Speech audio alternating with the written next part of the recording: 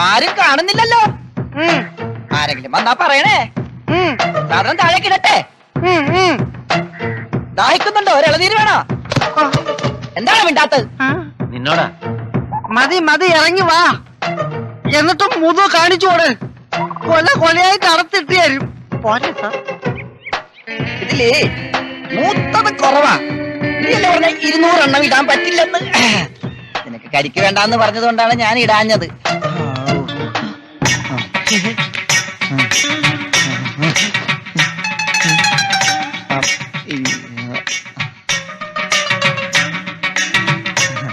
നമ്മുടെ അമ്പലത്തിൽ ഉത്സവമാണല്ലോ. അപ്പൊ കമ്മിറ്റിക്കാര് പറഞ്ഞ് ഈ ലോകത്തുള്ള എല്ലാ പറമ്പിലെ തെങ്ങ കയറി പൂക്കലെല്ലാം കൊണ്ടുവന്ന് കളക്ട് ചെയ്തിട്ട് അമ്പലത്തില്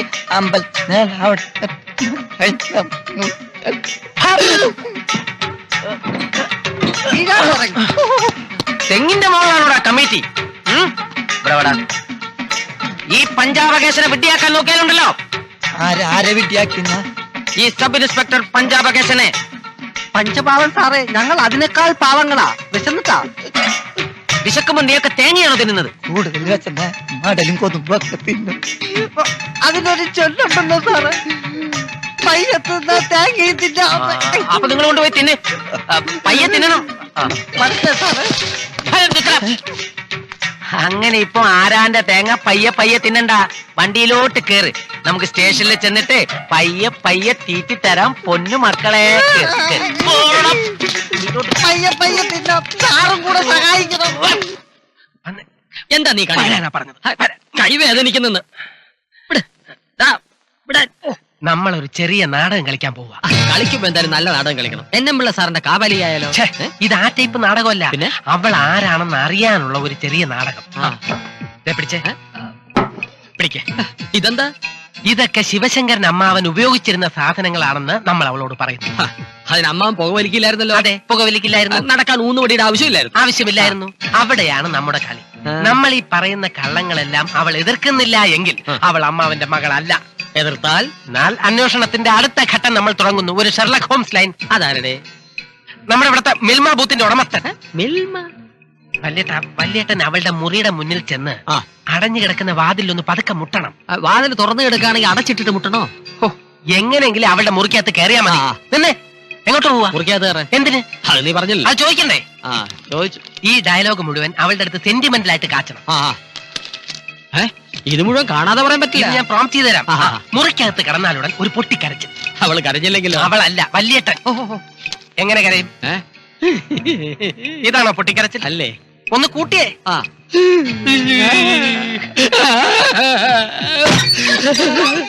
എന്താ അമ്മാവനോ? അതെ, ശിവശങ്കരൻ അമ്മാവൻ. ഞാൻ മരിച്ചത് പിന്നെ എന്തോന്ന്? അല്ല, അമ്മാവൻ മരിച്ചത് പിന്നെ ഈ ജംഗമങ്ങളൊക്കെ കാണുമ്പോ അമ്മാവന് ഓർമ്മ വരും. ഈ ഊന്നുവടി ഈ കുടുംബത്തിന്റെ ചുമട് താങ്ങിയായിരുന്നു. അദ്ദേഹത്തിനൊരു താങ്ങുവടിയായിരുന്നു. ഈ പൈപ്പ് അദ്ദേഹത്തിന് PVC പൈപ്പിനേക്കാൾ പ്രിയങ്കരമായിരുന്നു. ഫാക്ടറി കുഴലുകളിൽ നിന്നും വരുന്നതിനേക്കാൾ പുക ഈ പൈപ്പിലൂടെ അദ്ദേഹം വരുത്തിയിരുന്നു. വല്ലതും കേൾക്കുന്നുണ്ടോ? അദ്ദേഹം ആസ്വദിച്ച് പൈപ്പ് വലിക്കുന്ന കാണുമ്പോ കൊച്ചു കുട്ടികൾ നൂതുന്ന ഓർമ്മ വരും. അയ്യോ, ജീവിതം നശ്വരമാണ് കുട്ടി. സത്യത്തിന്റെ മുഖം ഇത്ര ക്രൂരമാണെന്ന് ഞങ്ങൾ അറിഞ്ഞിരുന്നില്ല. ഈ പൈപ്പില്ലാതെ അമ്മാവൻ അവിടെ എങ്ങനെ എന്തോന്ന് വലിച്ചോണ്ടിരിക്കും. ഈ ഊന്നുവടി ഇല്ലാതെ അവിടൊക്കെ എങ്ങനെ തെണ്ടി തിരിഞ്ഞ് നടക്കും. അമ്മാവാ, എന്റെ അമ്മാവാ, അമ്മാവാ. കണ്ടിന്യൂ. ഇപ്പൊ ഞങ്ങൾക്ക് ആകെയുള്ള ആശ്വാസം അമ്മാവന്റെ മകൾ ഇവിടെ ഉണ്ടെന്നുള്ളതാ. കോണിയെടുക്കല്ലേ ചന്തു? ഇവിടെ പറഞ്ഞതാ. കൊളവാക്കല്ലേ വല്യേട്ടാ. കൊളവാക്കിയത് വലിയ. അയ്യോ,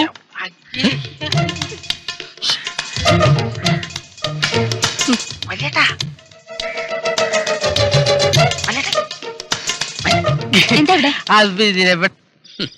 നിന്റെ ഐഡിയ നീ കാരണം കുളമായി.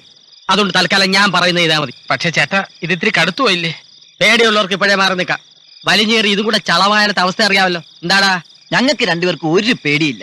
ഒരൊറ്റ സംശയമുള്ളൂ, ഈ സംഗതി നടത്തേണ്ടത് രാത്രിയാണോ പകലാണോ? അതൊക്കെ അവളുടെ നീക്കങ്ങൾ അറിഞ്ഞിട്ട് തീരുമാനിക്കാം.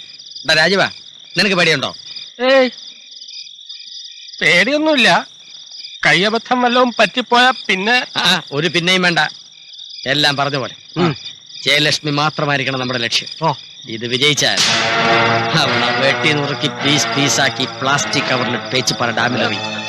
ഞാൻ ജയിലിൽ പോകാൻ തീരുമാനിച്ചടാ.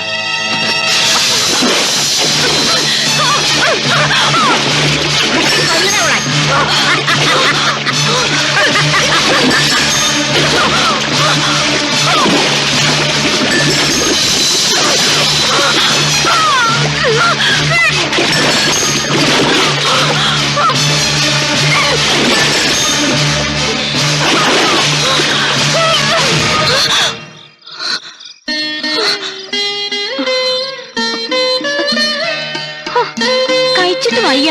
സാരമില്ല, പനി മാറാനല്ലേ. ഈ അമ്മായിക്ക് അച്ഛന്റെ അതേ സ്വഭാവമാ. അതെന്താ?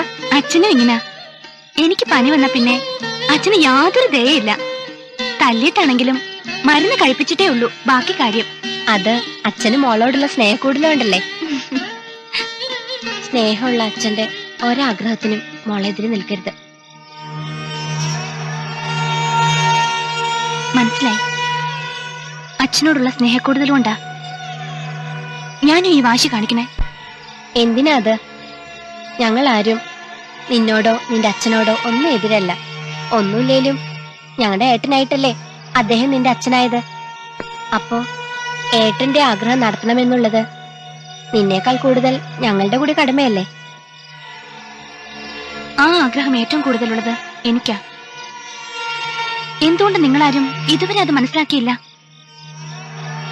ഏട്ടൻ മരിച്ചതിന്റെ 41 കഴിയുമ്പോ ഉത്സവം നടത്താൻ എല്ലാവരോടും പറഞ്ഞോട്ടെ.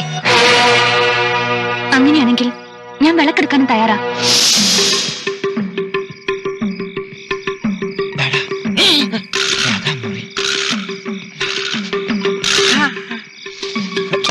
എങ്ങോട്ട് പോണു? അങ്ങോട്ട് മേലെ കയറണ്ടേ?